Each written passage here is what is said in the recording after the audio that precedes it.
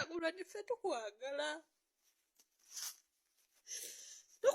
taata kika nnyo munnanga ate ebyensuso wabula Bobi Wine akyagenda maaso munnanga ate okwogeza abantu obwama kw'ossa ate n'okwewunyikiriza munnanga ate okwetoola munnanga ate esayidi eno wabula akatambi kano omukyala abadde akaba amaziga muganda wange yonna gye bigweredde ku Bobi Wine awo makati ngenda kubeera nga mbikutuusaako ate nno munnamawulire nno muyite munnanga ate Lale Madowo wali owa CNN avuddeyo muganda wange n'abaako obubaka bw'akakasa nti Jenny Muhoozi actually nga yakamala okudiriitingayo munnanga ate post ze ziyite munnanga ate tweets wali munnanga ate ku mukutu ogwa X bwe yavaayo n'abaako munnanga ate byayogera wali actually bibadde bitradinga nnyo ku tweets zino ez'omukulu munnanga ate Jenny Muhoozi ebya Bobi Wine bingi nnyo munnanga ate nga bibadde bigenda bitradinga actually ku social media actually kasita obeera ng'ogoberera era oteekeddwa okuba nga obadde munnanga ate obimanyi kakati nno byengenda okubeera nga nkutuusaako Lale Madowo avuddeyo n'agamba nti no Jenny yadiriitinzeyo munnanga ate zino munnanga ate zitweet. President Museveni's son, Muhoozi Kainerugaba, posted a series of tweets where he threatened to kill Bobi Wine. That's his dad's main challenger, the leader of the opposition party, and Muhoozi is the military chief in Uganda. He's in charge of the army. He called Bobi Wine a baboon. He said that he had killed 22 Nupe terrorists. Nupe is Bobi Wine's party, and he said that 22 killed in 1 week is too low and promised to do better. He even said the first thing he would do is to remove Bobi Wine's balls. He calls him Kabobi. Yes, this is Uganda's military chief and the son of the president. I asked him why he was bragging about killing Ugandans that support the opposition. And then the tweets disappeared. They were deleted. Of course, you cannot remove things from the internet. You can't erase them. So here they are. Aha, si byangu n'akamu munange naye ndowooza olabye Lale Madowo owa CNN bw'atyo nga n'obubaka obwo bwabadde nabwo esayidi era nga katambi ako kakutte nnyo omubabiro wali munnanga ate ku mikutu egy'enjawulo makati awo Jenny kosa n'ebyomukulu munnanga ate Bobi Wine wabula nga nkongeddeyo ku katambi kano omukyalo ono saagala kubeera nga njogera bingi kansooke nkakuzannyiremuko olabe embeera nga bw'ebadde mu katambi. naye mmwe mu butuufu Katonda gy'ali Katonda akola budde ki bannange ebigenda mu maaso tabiraba ebigenda mu maaso Katonda tabiraba alidda mu ddi ekiseera tekinatuuka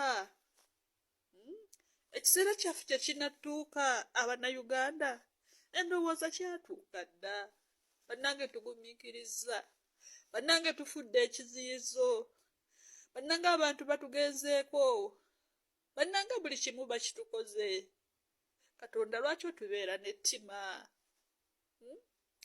omusajja Kyagulanyi ennuma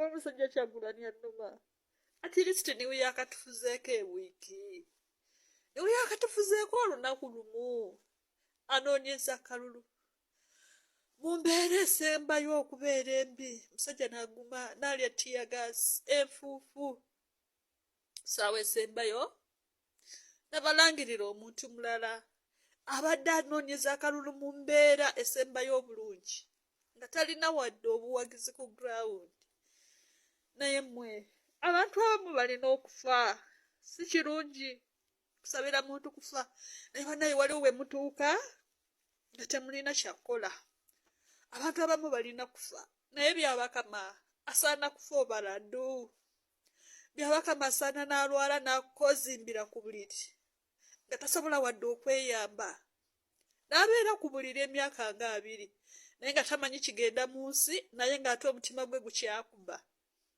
bannange oba ekyo tekimala oba ekyo kyekimumala simanyi naye biba byabakama Abannayuganda obaleetedde obalese ebiwundu ku mitima naye tukusabira bannange tukusabira bano abamu tuli bubi twava mu famire embi enjavu abantu ab'owansi bali bubi. Osanga omuntu nga tasobola gula sabbuuni, tasobola wadde ogula omuti gwa sabbuuni, naye nga mu nsi gy'ali abantu beerya mankota, abantu bali bubi. Tubadde basanyufu tuka tyolowooza Katonda agenda kuddamu, tujja funa omuntu amanyi abantu b'owansi. Bannange Katonda yatulekulidde bw'atyo, naye nga byabakama. Naye taata Kyagulanyi ffe tukwagala, tukwagala taata, tuli wamu naawe. Embeera gy'oyitamu ssaawa eno si nnungi, naye taata tukusabira. Kyammanyi Katonda w'aba gy'ali ajja kuyimirira naawe. Tolina musango taata, tolina kibi kye wakola kujja kulwanyirira bantu bo. Taata tukwagala, taata ffe tukwagala, taata tukusabira obeere bulungi, naye tobiddamu. Taata bw'osoma tukaluno bagala kusiba, taata tobiddamu. Leka Abannayuganda babafuge, taata leka batufuge tubule n'ekyokulya. Taata baleke, olina ebikumala, taata osobola okubeera mu bulamu obulungi.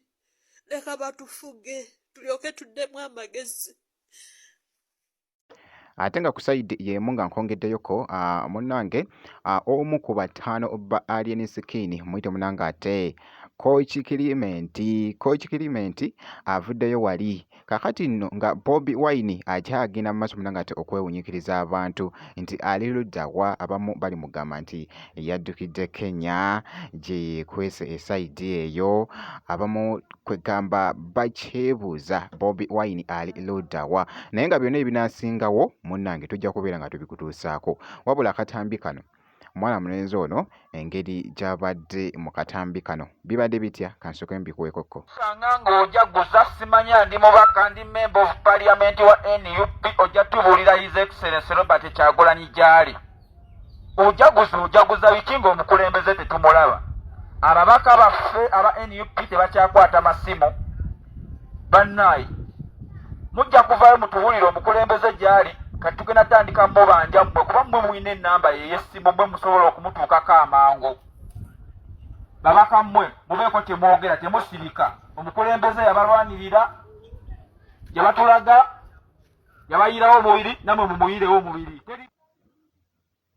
Bw'atyo nno munnange ate bw'abadde ali munnange ate mu katambi ako ng'akakasa munnange jjukira nti n'okugambye Coach Clement omu ku bataano ba Alien Skin kaakati nno abadde agamba nti lwaki ba MP aba NUP mu celebrating eyo ng'ate omukulu Bobi Wine talabikako bannange. So ow'ebityo munnange ate webitambudde mu katambi ako kakasa nti weekumira ku Jaminati Yugi actually ngenda kubeera nga nkomawo ku maaso awo n'ebirala.